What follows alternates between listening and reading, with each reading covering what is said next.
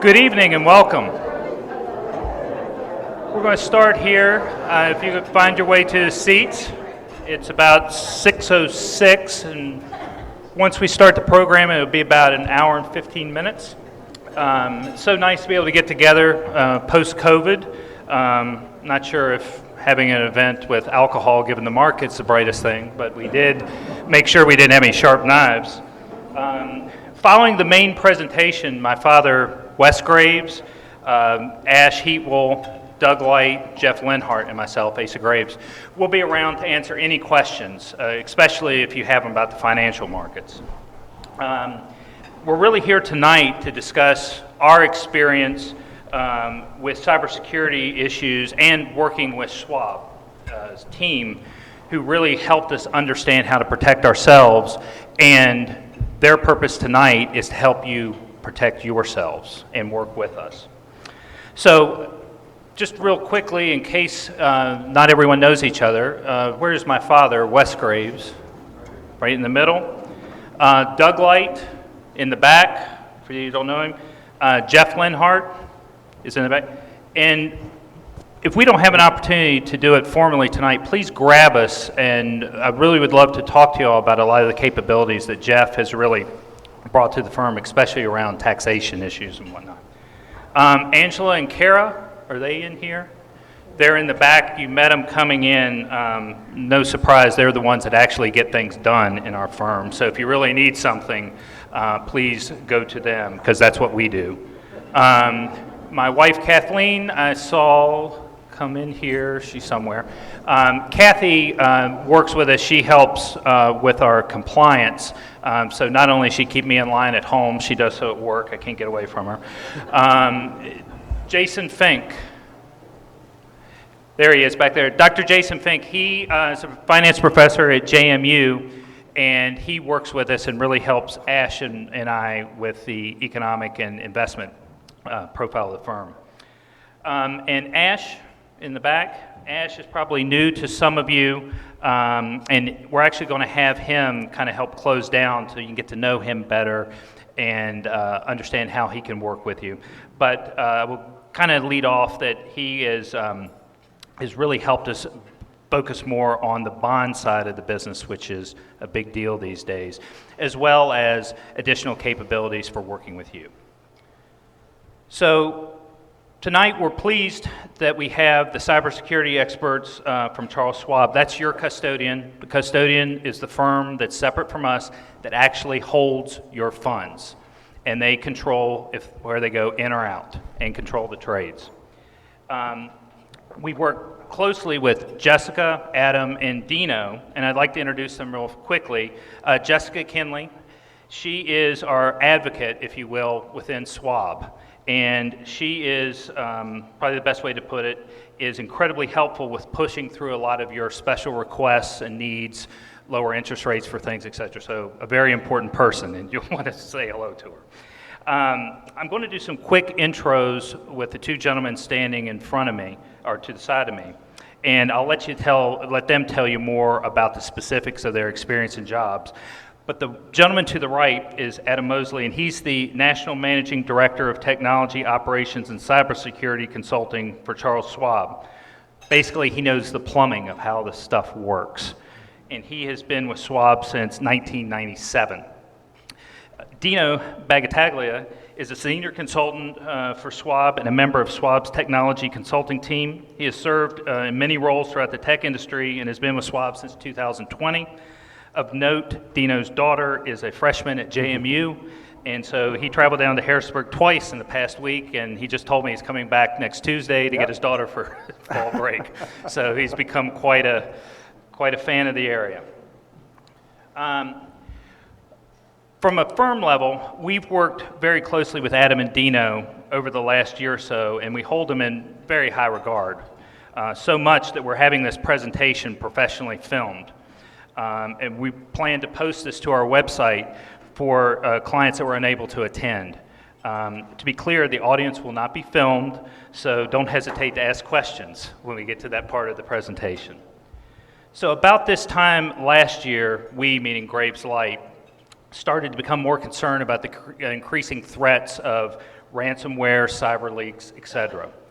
And since day one, we've used an IT firm that specializes in registered investment advisory firms, RIAs, which is what we are. And to be honest, I felt pretty good about how we were situated. But we reached out to Schwab and wanted to better understand the environment and kind of best practices. And personally, I thought that this would be something that we would kind of buckle down for a couple weeks or a month, document it, and move forward. And I have to tell you that 58 steps and 10 months later, we finally got through it. And it has been a very worthwhile experience for us to really understand, not that we're experts, to really understand the vulnerabilities. So given our heightened appreciation for the wild world of the internet, we decided that tonight we would focus on cybersecurity, and I'm sure you all have a lot of concerns about the same. And if you don't appreciate the presentation, blame Jeff, because it was his idea. So and we'll get ready to start here. Really, no matter how good a job we do with you all in terms of helping you reach your financial goals, cybersecurity can change things in a minute and you won't even realize it's happened. The good news is that there's a lot of things you can do with fairly limited effort and expense to greatly protect yourself. And so while this can be unnerving, this will also be reassuring, and I think you'll find it to be so after the presentation is done. So following this kind of formal fireside chat, if you will, Jessica, Dino, Adam, and all the Graves Light team will be here for as long as you want to answer questions kind of on a more one-on-one or small group, and it can cover anything, including financials, cybersecurity, or any other topic you're interested in.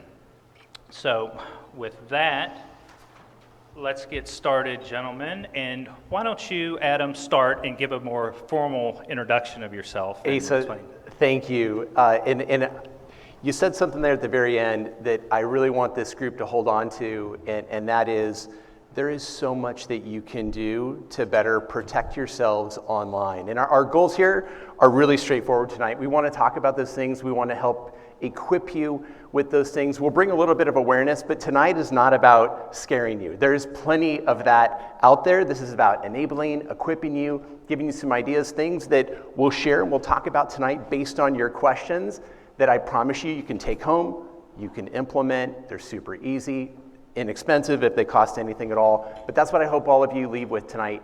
And I want to really encourage you to ask your questions. So this type of event that we have here with all of you tonight is something that we've done dozens of times across the country with other firms just like Graves Light and their clients. I will tell you that the questions that we get from audiences like yours are fantastic. So I want to encourage you to ask those tonight. Raise your hands, get our attention. The back and forth we have will in fact be based on your questions. We've got at least one microphone in the room that we will get to you as quick as we can. If we can't, I'll simply get your question and we'll repeat it out to the rest of the group. As Asa said, my name's Adam. I help lead and support a team of technology operations and cybersecurity consultants that works with firms just like Graves Light every single day. And an area of expertise of ours is in fact cybersecurity. We've been in this area for probably the better part of a decade, and our goal there in working with registered investment advisors is to help them protect the information that they have, protect the systems that they have, and to work best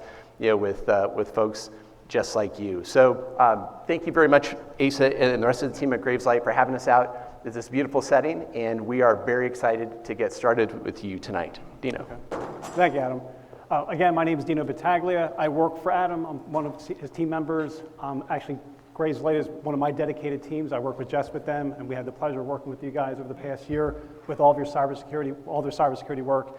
And truthfully, this has been one of the engagements with firms where, Jeff and Asa and the team, they get it. They understand the importance of it, the time, the process that has to go behind it. Cybersecurity isn't just a one-off, it's an ongoing process. So definitely by engaging Asa and team and Jeff, we've seen a lot of just enablement here of great questions and moving the needle into an even better position. What was already a strong firm is an even stronger firm now because they've embraced this and know going forward it's a function that needs to be addressed continuously. So definitely feel in a better place knowing that they take it very seriously. Having us here is a privilege and a pleasure.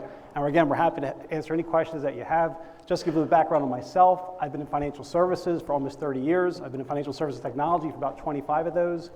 A lot of software development, technology, operations, cybersecurity. So again, we've seen a lot of things in our careers and our journeys, and we're happy to share our best experiences with you. So please fire away. So with that, Ace, I'll turn it back to you.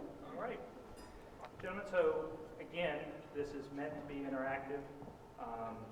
I will start asking questions. I will keep asking them until you stop me, so feel free to join in. And I guess the first place we'll start, because you really explained this, both Dino and Adam explained this to us, and we didn't understand, but it's remarkable, is the vulnerability of your email account. Not just get someone piercing, if you will, into it, but the information that too many of us leave in there that's vulnerable. So if you want to start there and just kind of explain the rules of the road, that would probably be great. You got it. Why don't I start? And Dino, you can Sure. you can come over the top on this one. How many of you are a little bit concerned about email? Maybe just a quick show of hands. Okay, so this is a good one. And there's a reason we wanted to open up the conversation with this one here tonight. So maybe one thing I want to make perfectly clear to you, email is perhaps the greatest cybersecurity threat in existence right now. We call it cyber public enemy number one, and the reason for that is what I really want you to take away with. Most of the attacks that we see in our organization, whether those are targeted at end investors like yours, whether those are targeted at companies like ours or like Graveslight, they all source back to email. Maybe 9 out of every 10 things that we see in terms of an incident tracks back to an email. The issue most often is that as users, and we're all guilty of this, we tend not to hesitate to click on a link or to open an attachment or to respond to a request for what might be really sensitive information. And know that the cyber criminals out there, what we sometimes call bad actors, they know this. And they know how to engineer emails sent to us that trick us into these things. And one of the most important things we can do, however basic, however fundamental, is just really be careful with email. You want to really slow down there. Some of us use different instant messaging platforms, and at some point in the last several years, we started thinking of email the same way, that you could move through it really quickly, that it needed an immediate response, and just know that there are bad actors out there that are preying upon that, that type of activity. And one thing I'd like you to leave you with tonight is if you think about email in your inbox, most of it's junk, and you should treat all of it as if it's guilty until you prove that it's innocent. So really be suspect of the email that comes into your inbox there. I would say the same thing is true of contacts over social media. Be really careful if you're contact over Facebook or LinkedIn or other platforms like that, because the bad actors out there are using those as primary vehicles to get information out in front of you and to try to trick you into clicking on a link that might deliver some malicious software onto your machine or an attachment that might infect your computer with a virus. And there's some really important things that you can do that are fundamental but are really effective. And one of them is, whenever you're inside of an email, always look at who it's from, and not just the name, but look at the email address. And if you look, there's a type of malicious activity out there known as spoofing. How many have heard of spoofing? Okay, all right, so this is a big one. All that really means is you've taken an email address and you've masked it in a way where instead of an O in my last name, maybe they've put a 0 in there. And in doing that, they've created their own email account. It looks just like it's coming from me. If you're moving fast through it, you won't even see it, but you always want to look at that from address on there.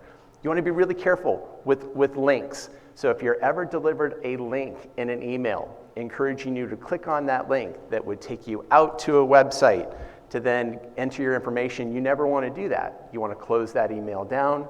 You want to go separately into your browser, whichever one that is, type in that website, and then log in. Because sometimes what these bad actors will do is they'll put a link in there, and they can make it look like it's going right to schwab.com or right to wherever, but it actually takes you to another website that looks just like it, And if you enter in your user ID and password in there, you might be giving those individuals or those criminals access to that information. So never click on those links if you can avoid it, or be really careful if you do. And of course, the same is true of attachments. Be super careful, because there's ways that cyber criminals can deliver viruses onto your computer through those types of attachments. And then they might be able to gain access to your user IDs and passwords. And one last one, because we get this question all the time. So I'll answer it before someone asks it. That is, what do you do with all the junk? Do you unsubscribe? Do you click that little link at the bottom that says unsubscribe? I would say no.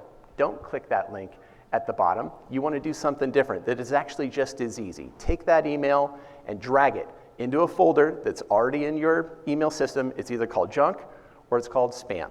And if you do that, it's really powerful, because each time another email comes from that source or that looks like that type of message, it'll put it in that junk folder, and then you can look at that every few days, and most often, I'm deleting everything in that junk folder. And the reason this is important is the bad actors know too that they could embed something in that link at the bottom where it says unsubscribe that might take you out to a malicious website. So you want to avoid that and just move things into your junk folder. Anything you'd add to that? Actually, real quick, we had a question, a hand raise, if you'd like to. Okay, first question. My question was, a lot of Apple users think they're safer than Windows users. Viruses don't happen with Apple. Do you have some statistics or information that's not really true? Want to take that? Yeah, I don't have any specific statistics per se, but I just know that. The question again was, are Apple users, there's a thought out there that Apple users are more safe than Windows machine users. So is that really accurate? Are there statistics behind that to prove that? And from our perspective, from our experience, I would say that's probably, Apple does a very good job of ensuring security with their machines and how they push updates, but regardless of that, neither type of solution is foolproof. Because again, it always comes back to one common denominator, and that's the human element. So it always entails somebody updating their machines properly, how they access their machines, letting other people have access to them. If it's a shared device in a household, so therefore if you have kids using it or just other people. So those are the variables that come into play that really, you can't give it just a straight black and white answer, is one better than the other. It's always going to come back to how that device is secure, how it's being utilized, who's using it, and then ultimately from there, where is it going from there? Where are they taking it? What sites? What type of activity? But again, Windows machines, they have various security protocols. Apple machines do the same. I'm an Apple user. I'm comfortable with the level of security they provide, but I still have Norton antivirus on top, Norton password manager on top. I take it to another level just because I don't trust one source. I like to have multiple control solutions, so to speak. So, I don't know if you want to circle back and add anything there, but both have their strengths, but definitely it always comes back to the person who owns those devices, how well they keep them safe. Yeah, agreed. So the Windows platform is incredibly robust and secure, as is the Apple operating system. We're going to have fans on both sides of that. But Dino said something in particular that's really important. It's the behaviors of us as users that's more important than whether you're on an Apple or a Windows machine. So making sure that you're taking advantage of all the other things that we're going to talk about tonight as what's really important, and keeping these machines up to date. So whether it's a Windows or operating system, making sure you're using the most current version of that operating system, making sure that operating system has been patched with the most security updates. Dino mentioned antivirus. No matter what platform you're on, you should be using one.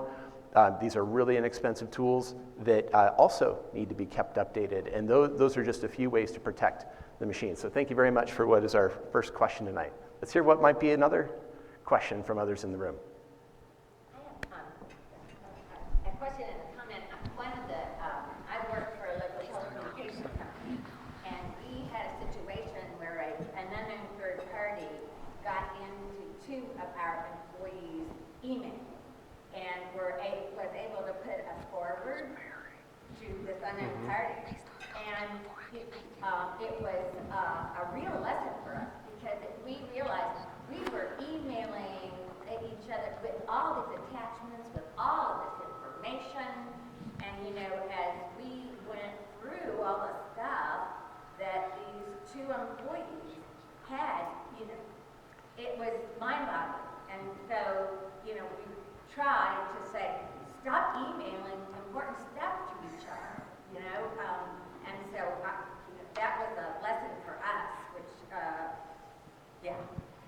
There's a seat for you right up here. So I think we all learn a little bit from you too. So thank you. So remember, cyber public enemy number one, it's email.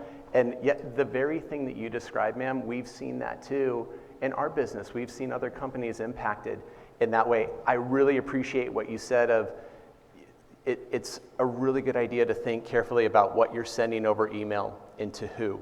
It's not secure when it's in your email system. It's not secure when it's in their email system. There are better ways to share information that's really sensitive, what we would call personally identifiable information, name, address, phone number, account numbers, all of that type of information that you want to really hold secure and sacred. You're better using file sharing tools that would get that information out to them and not send it over email. In our business, we talk about email like postcards. And that is when you're drafting or writing something on a postcard, folks can see it. When it's sent through the US postal system, people can see it. When it sits in that mailbox on the other end, people can see it. It's the same with email. It's actually no different. Now it moves a lot faster, but it's really the same thing. So when we talk about email, we say that is not a secure method of communication. It's just simply not. There are better ways to do that. There are tools to do that. The same is true too when you are interfacing with your advisor at Gravesite. There are tools that they may want you to use that will provide a secure method of communications that might not be as easy as email, but they will be much more secure than sending that type of sensitive information over email. That's right. So I just wanted to do a little commercial for ACE. And again, even though when Angela sends me things and I have to go in and put a password in, it's kind of a pain. I appreciate it because I don't want anybody else to be able to pick that information up. It's for a good reason. Yeah. Let's stick with email for a second because it's so central. Not only clicking on links, etc., but Schwab gave a great kind of example, if you will, of people that were using our email as a filing cabinet. And were storing things like tax returns, and it had communications with their financial advisors back and forth, where these bad actors been able to get in and craft a scenario and steal from them. If you could elaborate on that. Yeah, absolutely. Would you like to start on that one, Dino, and I'll pile on? Yeah, sure, definitely. So first and foremost, don't do that. So basically, your email is really just a conduit for information to come in and go out. If you have sensitive data, important data, store it in a safe location, in a secure file within your computer that only you can access, you can password protect, keep it separate from your email interface. Your email interface is really there just to be a means of communication in or out, plain and simple. Yep, and you mentioned protecting things with passwords, so I want to talk about that a little bit too, but and we see this quite a bit in our own business. If a bad actor gets access to your email account, which is actually surprisingly easy, so we'll talk about ways to mitigate that in just a moment, they have all the time in the world to sit there and surf through everything you've ever sent, everything you've ever filed, whatever might be in your inbox, and it's really difficult to know that somebody's in there. Yeah. So it's best to keep that out of email and to other platforms that you might be using that are better equipped for that. But one of the most important things you can do is to protect that email system. So I want to give you some guidance that is, I'll speak to it specific to email, but it's actually any sensitive website that you use that has financial information on it. Email is another. If you're using any sort of file sharing tools or whatnot, there are ways you want to protect that.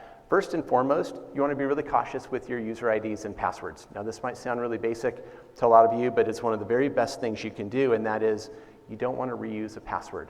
So let's just see, show of hands, and be honest, how many of you might be reusing passwords today?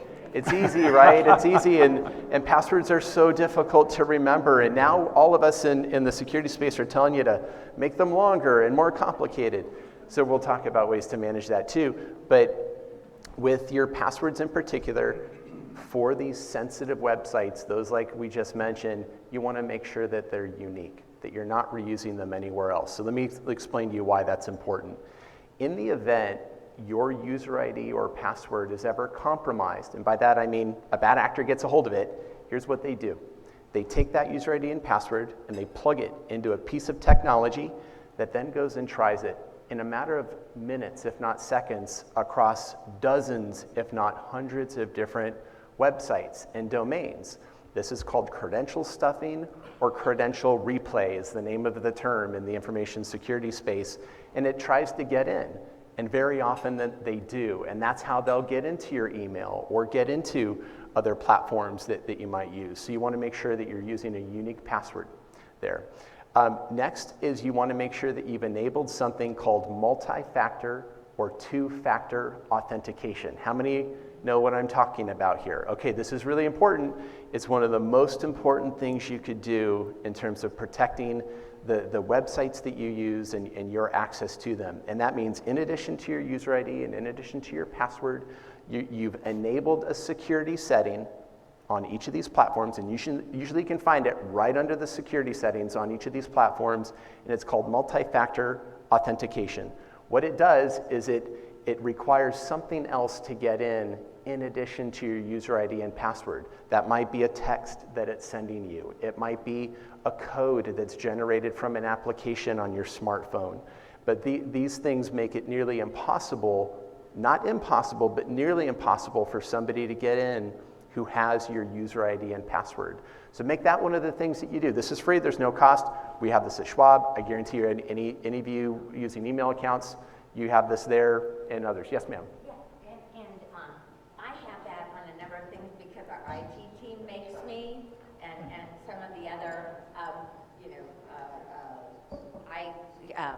I do filings at the FCC for my company, but how do you do that for yourself? Who's the vendor or whatever where you can do that for yourself versus, the site that you're going to requiring? How do you set up multi-factor with these sites? Okay, so this is going to be a site-by-site specific thing or platform-by-platform specific thing.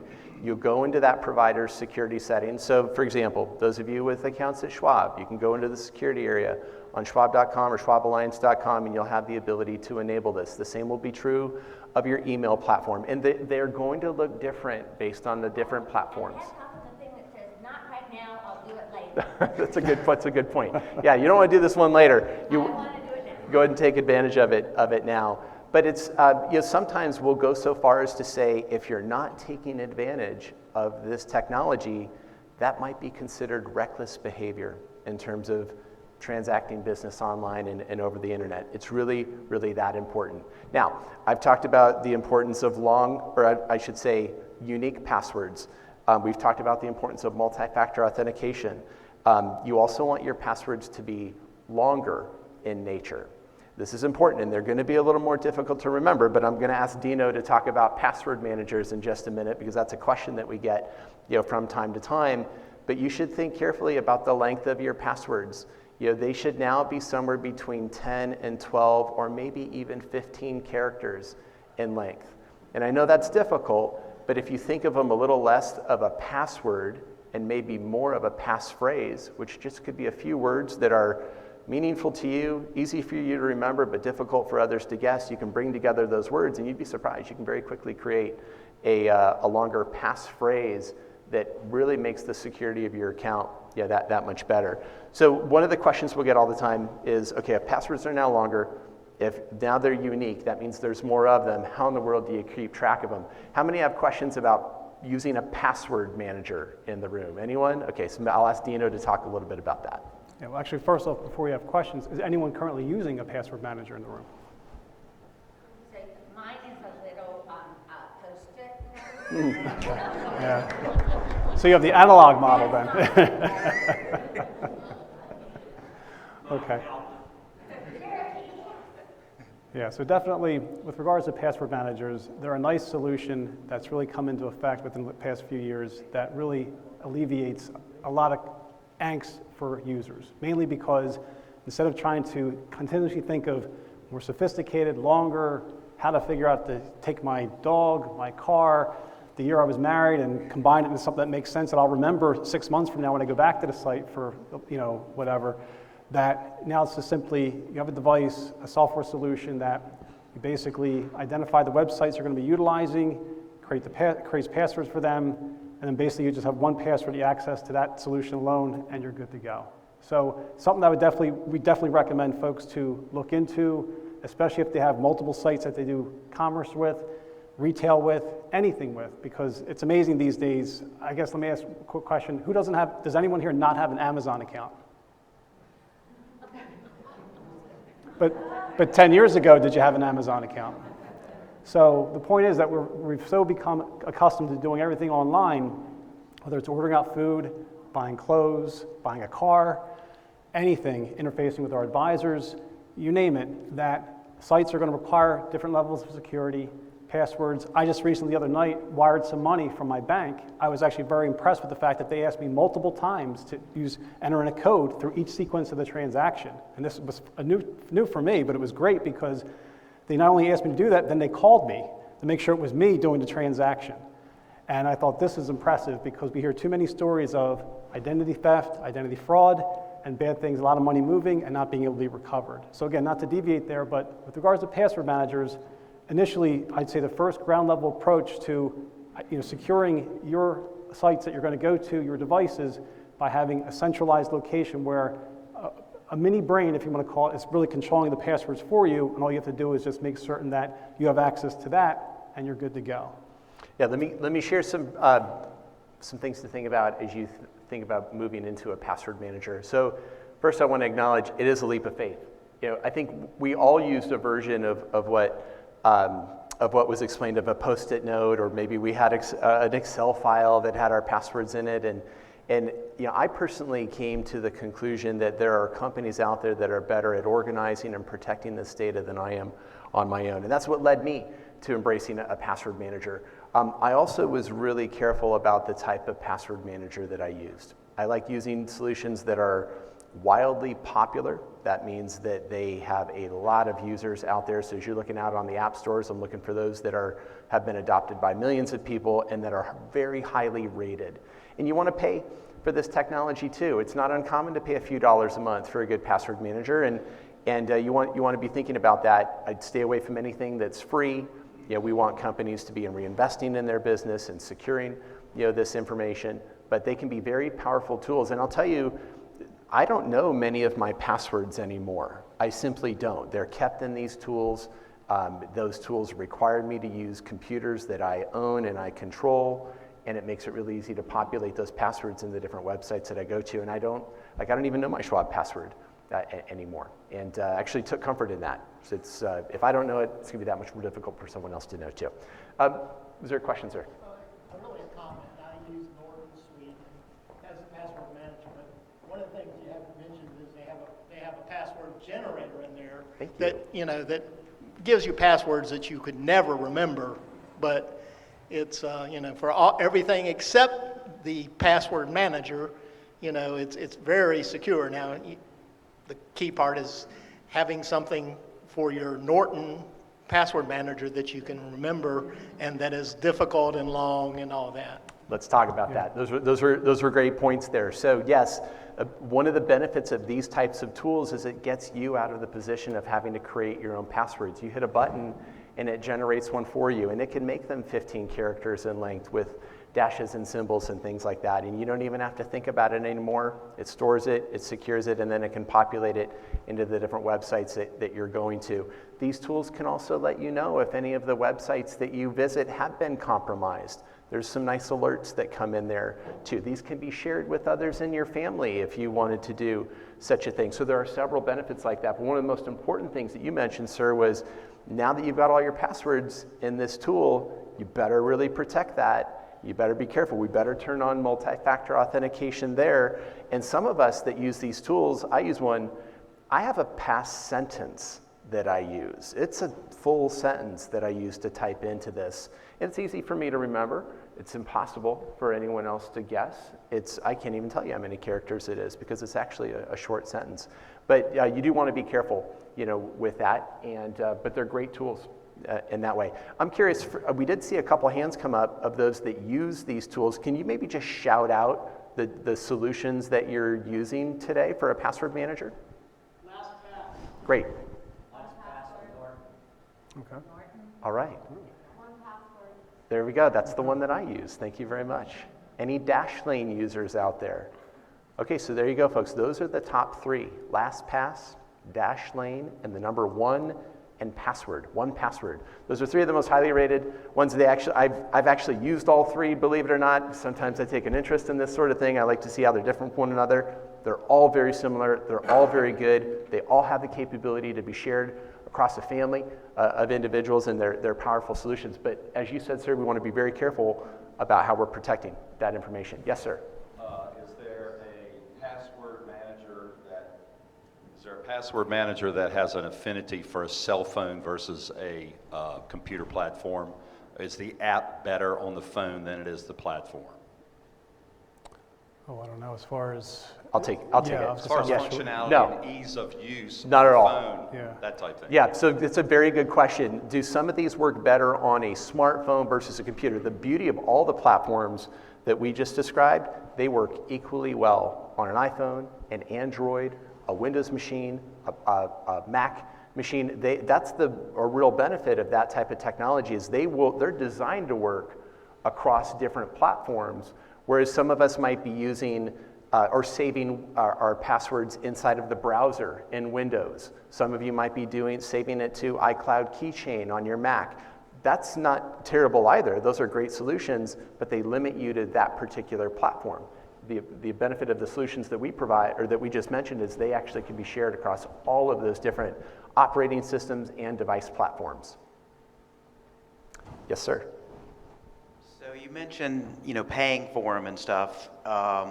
Obviously, you just said across different platforms, but like in Chrome, or if you got a Google account, which I guess a lot of people probably have Gmail, you have your autofill for that. What's your thought on that? And also, I'll add, like if you got an Android phone, Samsung autofill for your passwords, and also Chrome will, or I guess Google will automatically generate your password also. That's and right. that's free, and a lot of people use it. You said you want a lot of people to use it, but you should pay for something that's better. Is one better than the other, or is that okay? I guess I would look at it like you can use what they provide to you. It's a viable solution.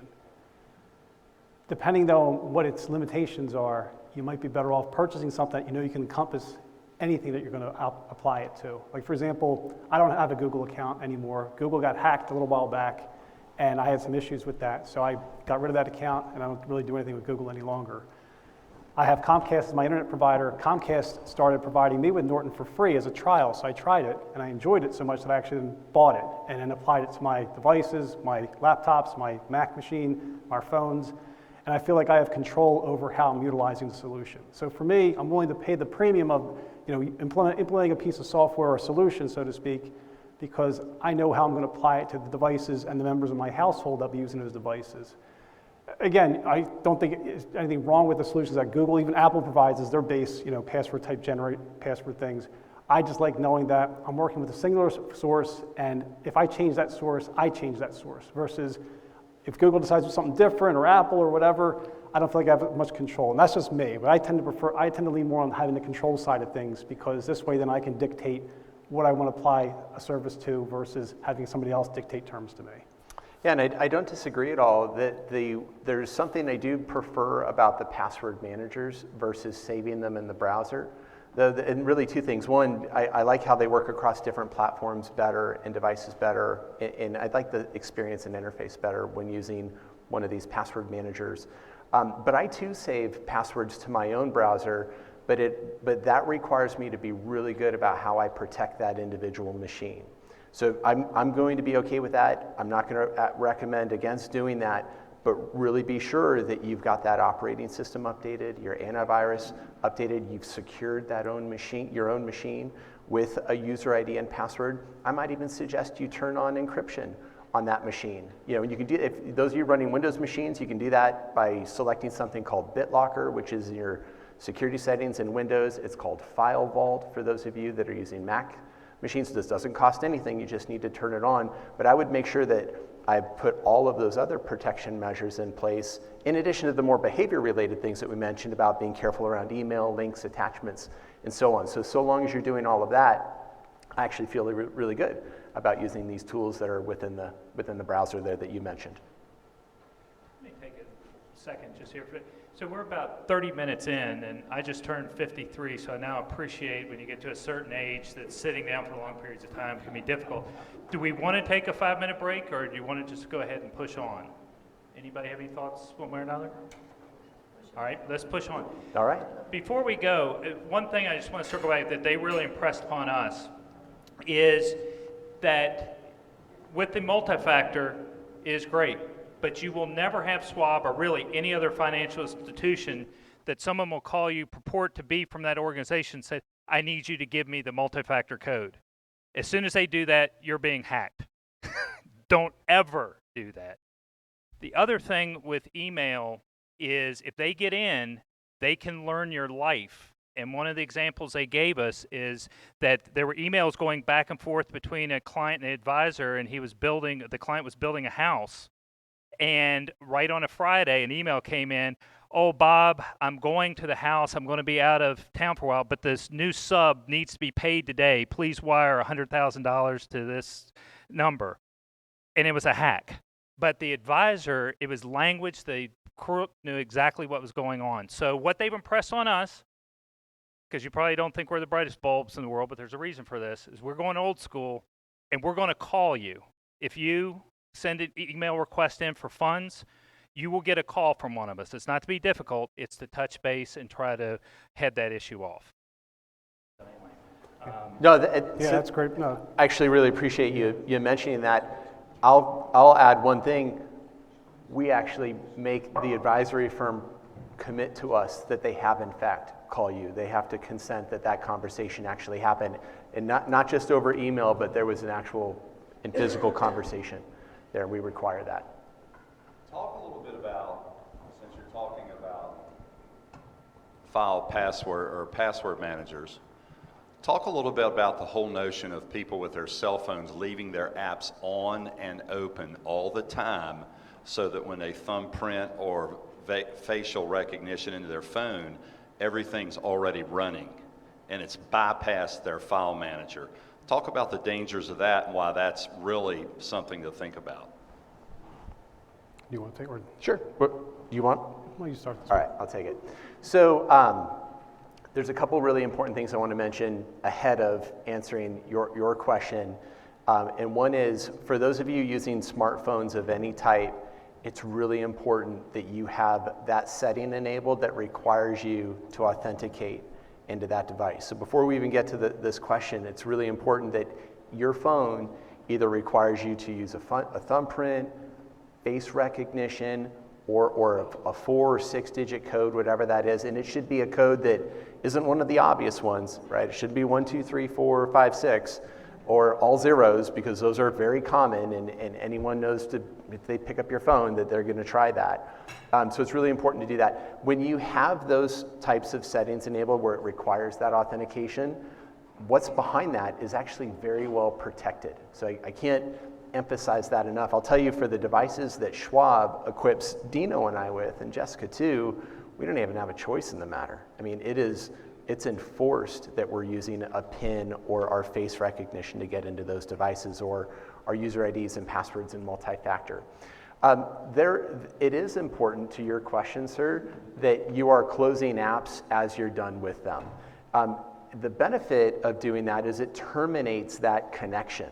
It terminates that connection that could otherwise have been compromised or hijacked by someone else. If someone else got a hold of that device, it requires that platform to be logged into again. So it is a very safe and simple security measure just to swipe up, close that app, or log out of those apps. But again, what's most important is, I would say, making sure that you have your user ID and password set up on that. Was there any further that you wanted me to go with that, sir?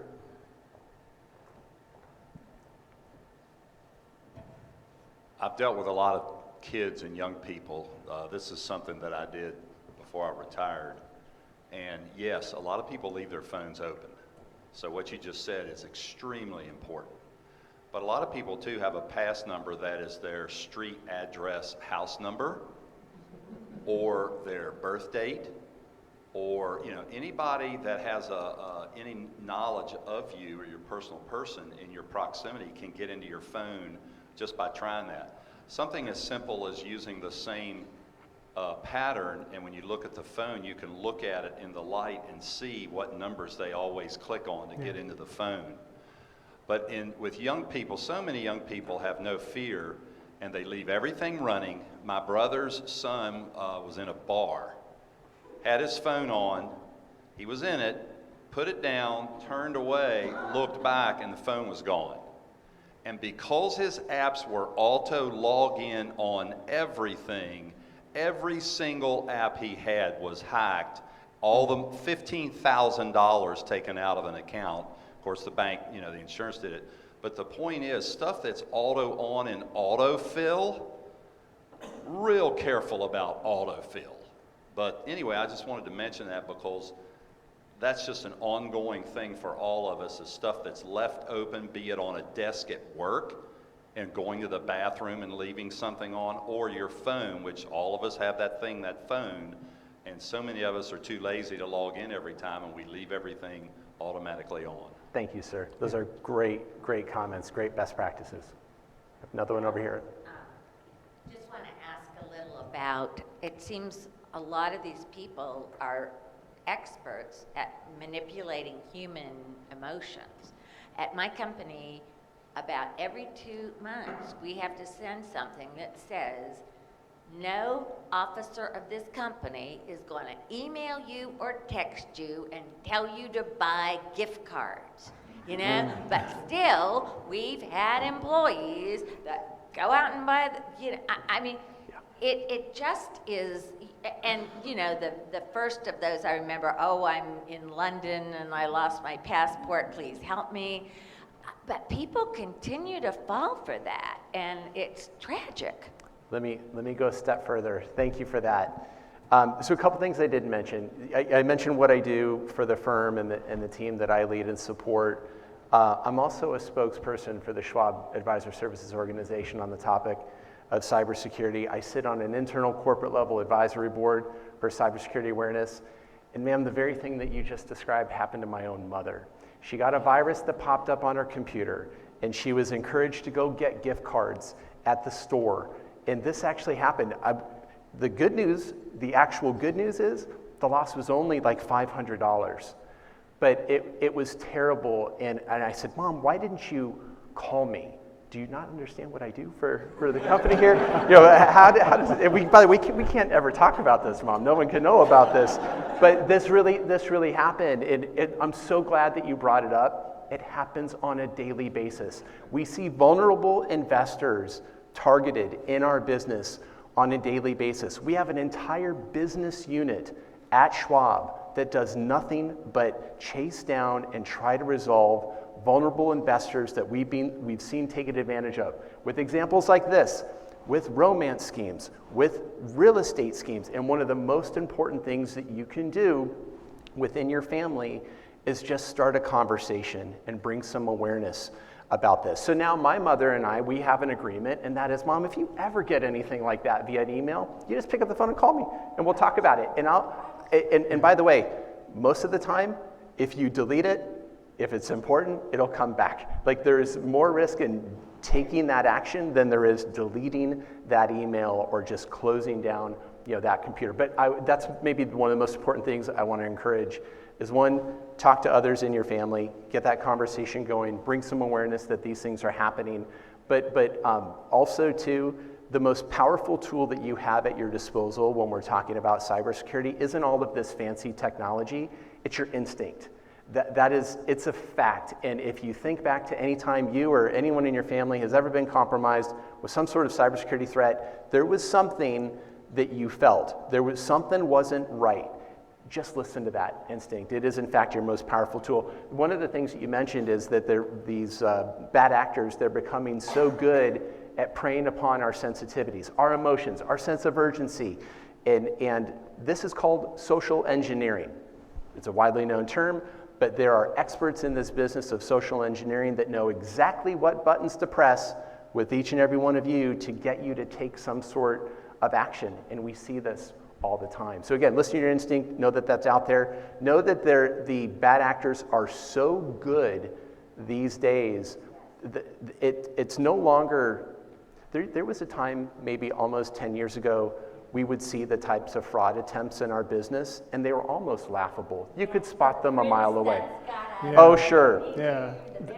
The prince, the inheritance, the dear sir or madam, would you kindly, no, those days are long gone. Like the messages, the communications, the approach, I think there's really bright people that are engineering these days. So know that that's out there. So really good comments and questions. Adam, actually, let me add something else to that too. And I know one thing we've been emphasizing is, the digital element of all this. But do keep in mind, cyber or fraud happens even through the traditional methods. Mail getting intercepted, a phone call, somebody pretending to be a Windows service person, can you give me your password, things like that. So again, one of the things to consider is, keep in mind is just, if you aren't expecting contact from something, or if something sounds too good to be true, it probably is. It's probably some type of attempt.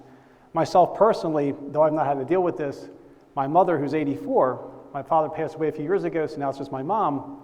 My brothers and my sisters and I are taking extra steps to make certain that, since she's by herself and she's getting up there, and there tends to be dementia in my family. So my mom's doing well, but we know that there's things that may be coming down the line. We're taking even more added steps to ensure that, nothing comes into the house that we're not aware of. And I say that because it might be something that's easily taken for granted. I don't see my mom every day. I see her just about every week. But if a day goes by where maybe one of us doesn't see her, maybe somebody contacts her that, and says, hey, can you help me with this, or do something like that. So again, not to scare, but just to keep in mind that there's a practicality that, depending on loved ones and what they're experiencing, make certain that it takes a collective effort. That's really what I'm getting at. And if you have that access to those type of resources, definitely utilize that, because it's only going to help. And again, just, I know we talk about phones and, whatever, but, houses get broken into. People may pretend to be a service person. I had a woman come to my neighbor's house from the census, and I gave her such a hard time. She was legitimately from a census, but my neighbor is a single elderly woman that I'm very fond of, and I didn't want this person trying to get any information about my neighbor because I didn't know who they really were, until she showed me a gazillion credentials of, I'm from this, from that, and I'm like, okay, I'll let you go. But just those types of things you do have to really take more seriously, because it's amazing the thought that's put behind to fraud, and how if these people did something good with that, the world would be a better place, but unfortunately they're putting it towards fraud, which doesn't help anybody. Answer the question. So our clients have taken this to heart, and they have password protectors. They've even wrapped their device in bubble wrap, and they go into the airport and they're on public Wi-Fi. How safe are they? Not very. Yeah, I wouldn't do that. That's the answer on that one. So good next topic. So let's talk about the use of public Wi-Fi. It's best that you stay off of it. The message is really that simple. It's just best that you stay off of it. But let me explain briefly why you don't want to use the Wi-Fi at Starbucks or Panera or at the airport or at the hotel. The issue here is that unless you really know what you're doing, it's really difficult to understand whether the level of security that is used on that Wi-Fi network is any good. And if it's not any good, that means that bad actors can get into that network and see what you're doing. So it's best to just stay off of public Wi-Fi altogether. I'm a bigger fan of using your cellular plan, or you could even take your devices these days and use them as a hotspot of sorts, where it actually will broadcast internet from your phone, and you can use your laptop and then use your phone cellular services as a connection to the internet. You're better to do that. One question that we'll get though, from time to time, maybe one other thing I'll add is that, and the bad actors out there, and I'm talking about the hackers now, you'd be surprised. They can actually set up and host a Wi-Fi network. They can call it whatever they want. They could call it Starbucks too, and if they've done it right, then again they can see everything that you're doing on there, and you just wouldn't know otherwise. So these things really happen out there. So it's just best to stay off of that. Use your cellular plan as well. If you're forced to use a Wi-Fi network, if you just don't have a choice in the matter, I would suggest that you use an application on your smartphone called a VPN, or a virtual private network. Its sole purpose is to encrypt everything that happens between your device and the internet destination that you're on. And if you do that, it makes it really difficult for a bad actor to even bother with you. So, but you have to remember to turn that on. You have to pay for that application for a few dollars a month and whatnot, but that's the solution there. But best to stay off of them altogether. Who sells VPN? I mean, because, again, at my company, our IT guys do the VPN and it happens, but Yep. there are private VPNs? There are private VPNs. So the question was, who sells VPNs? How might you get a hold of one of these? And it's actually not all that different than how you might get a password manager. Yeah, You'd Norton go to has one in there. They offer it as part of the package that I have. There's a VPN. Oh, he mentioned Norton. Has it in as part of their offering. Norton is one, Symantec is another. There are apps on the app stores that, again, that are used by a lot of individuals that are really highly rated. A good VPN, a virtual private network these days probably costs $5, $6 a month, somewhere in that range. So if you're in that camp of needing to use public Wi-Fi, this might be the cost of that, and that's to invest in one of these solutions. But there's some names out there that we can share beyond that as well. What other questions might be in the room? These are all really, really good. Back. I think we had one here in the back. I'd just like to take a moment to thank Graves, Light, and Lenhart, where's Jeff, for putting this event on. Now, I'm maybe the only one in the room that gets monthly statements in the mail. Now, I'm also the only one in the room that gets an IRS notice in the mail. Now, it's not necessarily bad, but you'd be amazed what the IRS sends you in the mail. In the middle of all that are CPAs, broad term. How long is it going to be before your company says no mail to reduce cost? Number two, I like looking at those statements because if something happens, I need those statements. All right. I'll do my best. Thank you for that, sir. I'll do my best. I'll acknowledge this is an area of the business I might not be as close to, but I'd like to answer the question like this. And I don't know of any intention we have for those clients that truly want paper statements. I don't think we plan to turn those off.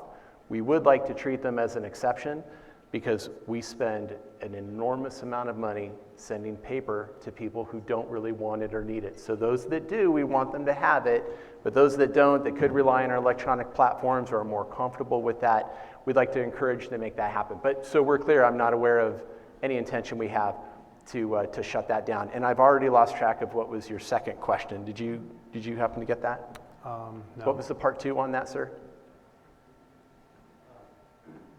The part two, everything ends up going to the federal government. I have great concern over their security in the triangle between the three entities. And if there's a fourth, I'm sure ACE will manage that. Yeah, I think we all are, and whether it's the government, whether it's some of the companies that we work with that have been compromised. I would imagine everyone in this room works with some sort of company that has had a compromise. Anyone that uses LinkedIn, anyone that uses most of the social networking platforms, they've been compromised. There's things that we control, there's things that we can't. So I'd say we try to be smart about who we work with, making sure that we're working with companies that have robust security platforms, but I say let's focus on what we can control as much, and that's our own behaviors and how we can manage ourselves online and be better there. But I don't think you're alone in that concern about the information that's shared and the entities that we're seeing out there. But maybe I'll comment on, I'll go one step further with that, and that is, because I do share this same concern, but I also keep track of my credit pretty closely. I subscribe to different credit monitoring services. I have my credit frozen, and my credit cannot be run without my permission. This has caused great inconvenience to me in the past, by the way, when I've went to open an account, buy a car, and I forget. I got to unfreeze or unlock this thing, but it's a fantastic free security measure that you can do on all of the three different platforms out there. You can lock them down so that an account cannot be opened up under your name. You can monitor your credit through different apps or platforms. LifeLock is among them. There are many others where it will alert you the moment someone tries to open an account under your name and your credit is run. So those are additional measures that I take that give me some comfort, with what's out there. But it also causes some cost and inconvenience. If you don't mind me asking, how many folks do have a credit monitoring service in play? Great. Now, I'll ask a bonus question. How many have that because they've received a letter saying that there was a compromise and they're being given to it free and they've kept it? Okay, because we've all been down that road, yeah. And that was, my question is, I've been involved in several compromises. Anthem, Blue Cross Blue Shield had millions and millions. I don't remember the others, but is there a general legal responsibility of these companies to tell you if there's been a hack, or does that depend on the industry?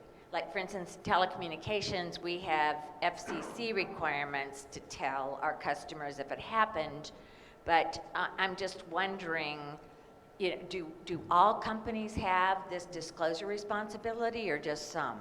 I think they all do. Yeah.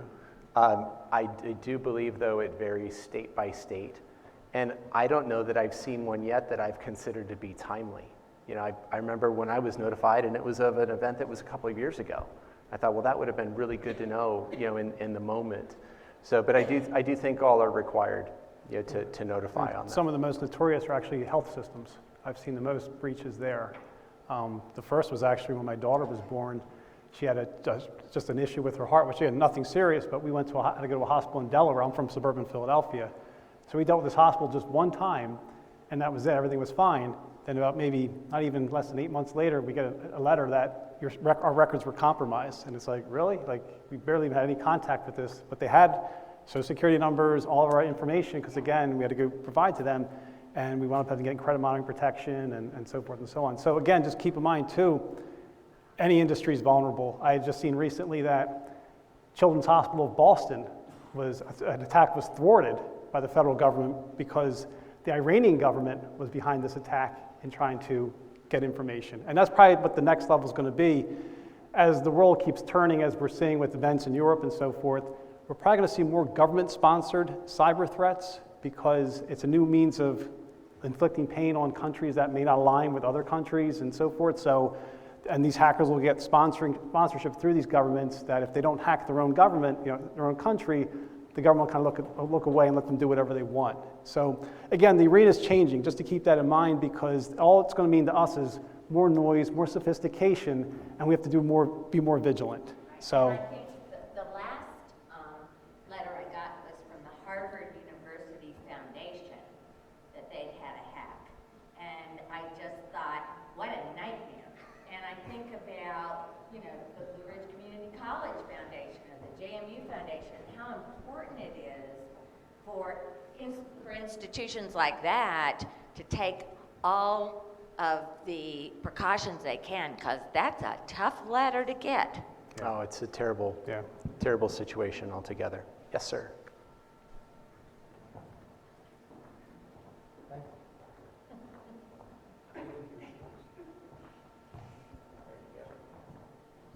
Perhaps just a basic question, paid versus free email platform from a security standpoint. What do you see, or what's your feeling about that? Thank you. I pay for my email. I have through my internet provider, which is Comcast. There may be some good free ones out there. I know there's a company called DuckDuckGo, which actually provides secure browsing with email. Might be something to consider because, again, it's within the umbrella of a secure browsing solution. So if they're incorporating that level of security to begin with, if email is part of that, that would be great. But again, I'm not a big fan of anything free just because I feel like there's less control that I have on why it's being offered, what the purpose of it's going to happen, and what that means for me as a consumer. I feel like I don't have as much rights as a consumer because I'm accepting this, but I'm not putting any skin in the game. So that's just my personal stake. I always go back to control, and I feel like I have more control with solutions that I acquire, or if they're going to be free, there's a pretty good level of due diligence behind that as to why it's free, and I feel comfortable with that. I really agree. I prefer to pay for the apps and the platforms that I use. I feel like that helps that company continue to reinvest and grow their platform and grow their business. I also believe that there's actually, whether it's free to you isn't the question. There's nothing that's for free. And if you're on a platform that is for free, there's a revenue stream somewhere, and they're probably selling information as part of that, right? Or maybe it's through advertising, I don't know. But so I would be really careful with that. Also too, on the topic of email, I'm a big fan of using the commercial grade, well-known platforms, that are out there. The big names, in the space, Gmail, Apple, among them. Those are great platforms, both known for great security measures and great functionality out there. Let me interject and say, we are right about 7:15. They've graciously agreed to stay as long as possible. We had first said about 1:15. We okay to go on? Or people? Okay. While you're formulating another question, one I want to make sure we get through, and I'm actually very surprised I haven't been asked yet. What happens if a client's account is hacked? What are Schwab's responsibilities? What will you do? And what are their responsibilities? Sure. You want to take this? Yeah. So this is a really important question. Sometimes we'll get questions about, well, how is Schwab protecting our data? How is Schwab protecting our accounts? And when I hear that presenting question, I think the one that's actually behind it is, well, what happens in the event your account is compromised? But there are a number of protections that we have, everything from how we run our data centers, who's allowed in them, how we segregate data within our organization, who has access to what. We've got some very significant and stringent standards in terms of how information is shared even within our company and who has access to it. There is something I do want everyone in the room to be familiar with, though, at least, of course, those of you that work and have accounts with Charles Schwab. And that is, we have a platform called Schwab Safe, or it's called the Schwab Security Guarantee. The language of that is really important, and you should read that. It's right on our website on schwab.com, but if you read the Schwab Security Guarantee, it states very plainly that your account is covered in the event of unauthorized access. There's not a lot of fancy language in there. You're made whole in the event your account is compromised in the event of unauthorized access. Giving your user ID and password to somebody is not unauthorized access, just so we're clear. So the details matter here, but that's how we handle that. Of course, we look at all of these on a case-by-case basis, but this is in fact how that's handled. But the Schwab Security Guarantee is what you want to become familiar with, but it's written in plain language and is right there on our public-facing website.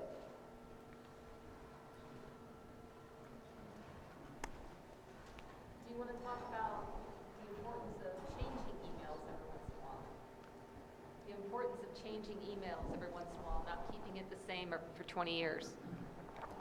Or changing passwords. Sure, I'll start with that. Well, first off, as far as the question was about changing emails periodically, if that's good hygiene for email, so to speak, and then changing passwords in the same context. Let me take changing passwords first. That's probably the more straightforward one in that definitely, well, if you have a password manager, you're kind of set there as far as a secure algorithmic set type passwords being put in place that you don't have to worry about its complexity or sophistication because it's being handled by a third party for you. But if you're still manually creating your own passwords, yes, I would recommend over time changing up your passwords. If anything, trying to make them even longer if you can. But again, still easy enough to remember because that's the key important piece that we can recall them correctly. As with regards to changing an email address, I got to be honest, I'm a little on the fence with that, truthfully, because I've changed emails in the past, and it's been a colossal pain with regards to where my bills are going, information, who's got this, what's that. Honestly, I have a very basic email because I was an early adopter of Comcast internet service, so my email is literally like my first initial last name at Comcast. It's no numbers, it's that basic because I was in there that early. So I look at it like, as long as I do my due diligence on what's coming in, I use my spam properly, I'm fine with my email being out there because it's just one piece of information, a very, to me, generic piece of information that as long as I control it properly, I'm not so concerned who has it because I'm keeping it at arm's length as to what people can do with it. But again, if people want to change their email over time, sure, there's nothing wrong with that. But again, then it's still going to, It may require more headaches based on where you have your email for what information you need to get data, other providers are trying to contact you. So you have to weigh the convenience and the practicality with the level of security.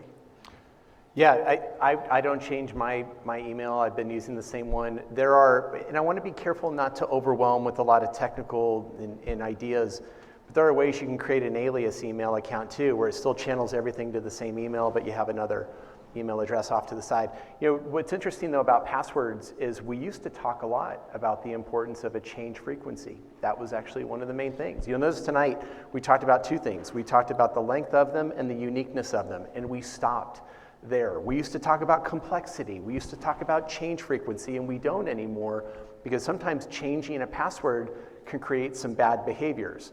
How many of you have just changed the last digit on a password before? That's what we do. Sometimes it's easier, so we don't talk as much about change frequency anymore.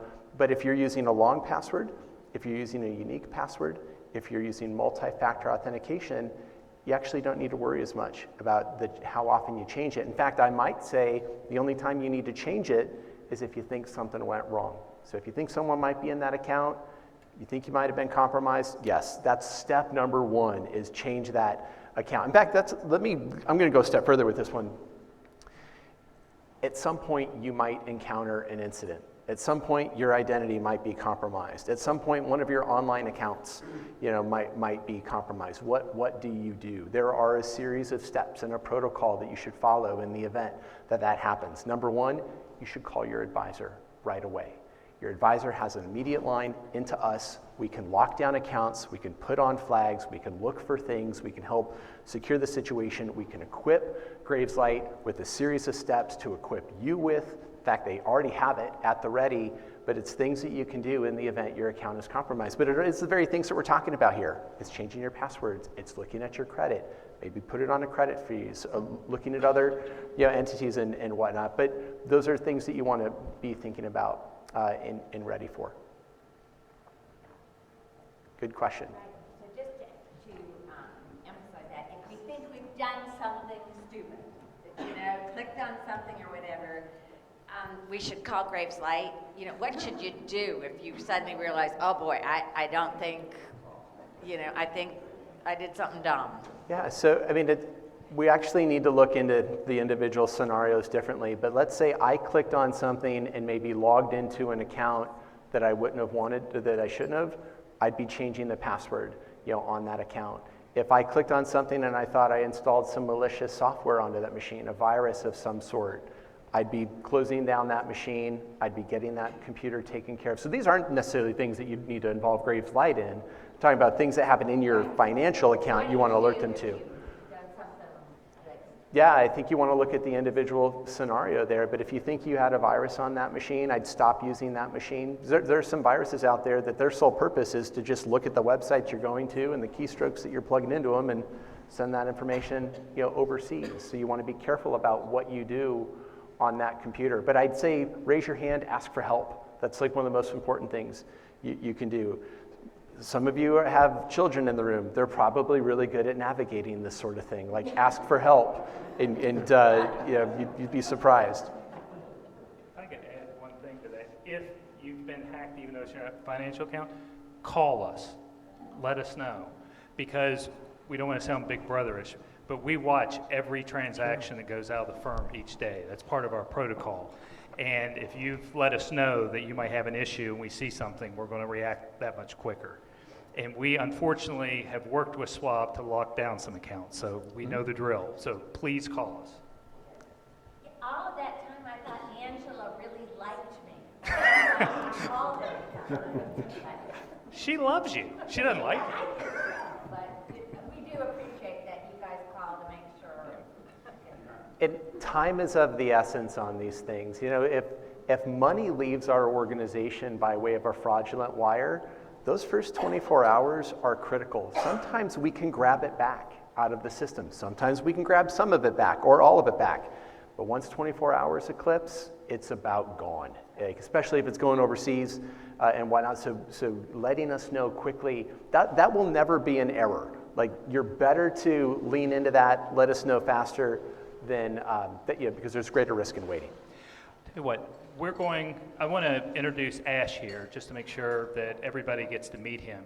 And then after that, we're going to break off, like I said, into some smaller groups, one-to-one, in the interest of time, and you can ask more personal questions. So is Ash around? He's right there. I will switch places with you. I'm sure you're tired of looking at me. Take your stage left. Let's give a round of applause for our guests from the Charles Schwab team.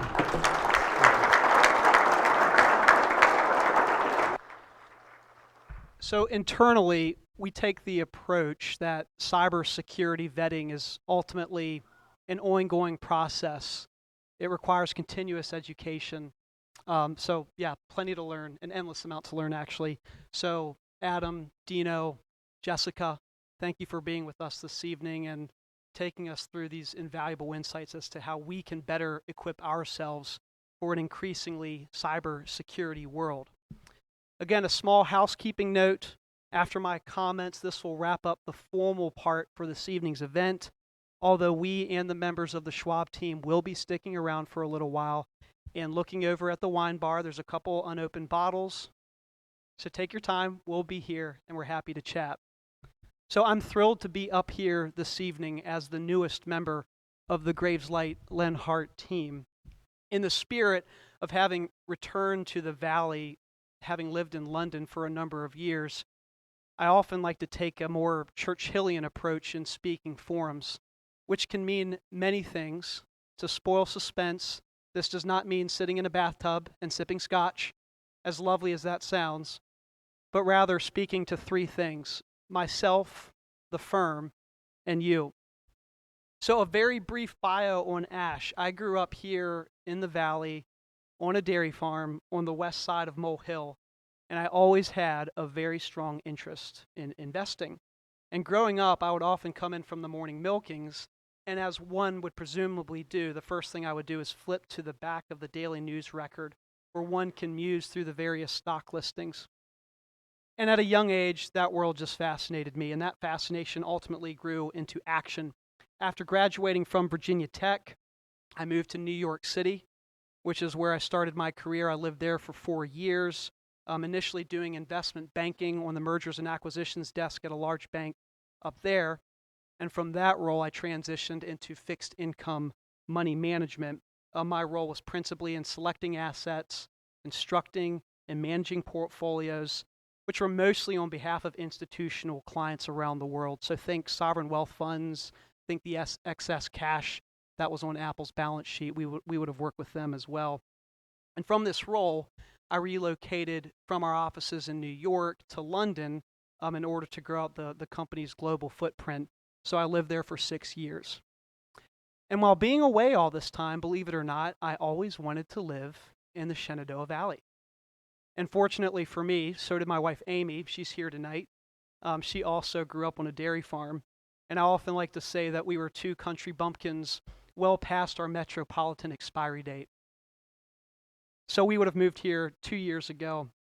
And we moved here 2 years ago as the opportunity to join the firm, join the team at Graveslight Lenhart, presented itself in a way in which the skill set acquired could be applied for clients, you all, here in the Valley. So while living in cities, by and large, for the first part of my first decade of my career, there's clearly always this magnetic pull that led me back to the Valley. And I think it's a rich combination of both the people that live here. It's a great culture, and perhaps from a farmer's perspective, an innate appreciation for rich soil. Nonetheless, we are so happy to be here. For the clients that I've yet to meet, I really look forward to doing so.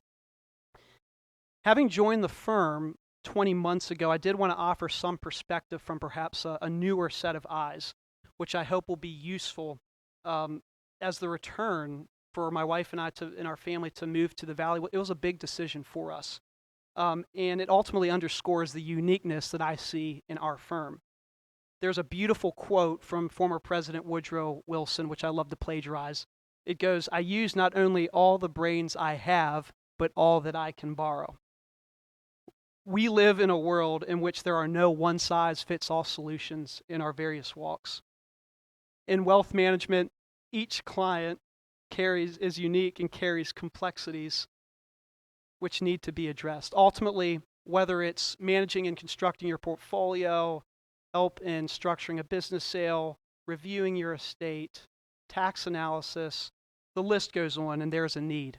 And this requires both a breadth and depth of services that not one person can singularly provide. And that's where we come in collectively as a team. Our approach is different. We collaborate for your benefit, bringing all of our skill sets and our diverse backgrounds to the table each and every time. And we do it for our clients, we do it for your benefit. Our mission is to continue to serve you in this team-based approach. And we are highly confident that we are not only positioned to continue to serve you, but are also well-placed for new clients, as we believe that the services that we provide have an inherent need. And we also want to do our part by continuing to communicate our positioning for both business leaders and successful savers such as yourselves. Finally, I want to extend gratitude. I want to extend gratitude on behalf of our entire firm. That gratitude is extended to you as our clients for entrusting us with your financial planning needs. We recognize the gravity in choosing our firm as your fiduciary. We carry that badge with a great sense of duty. We're passionate about what we do, and we're here for you. So thank you for partnering with us. Thank you for joining us this evening, and have a great rest of your night.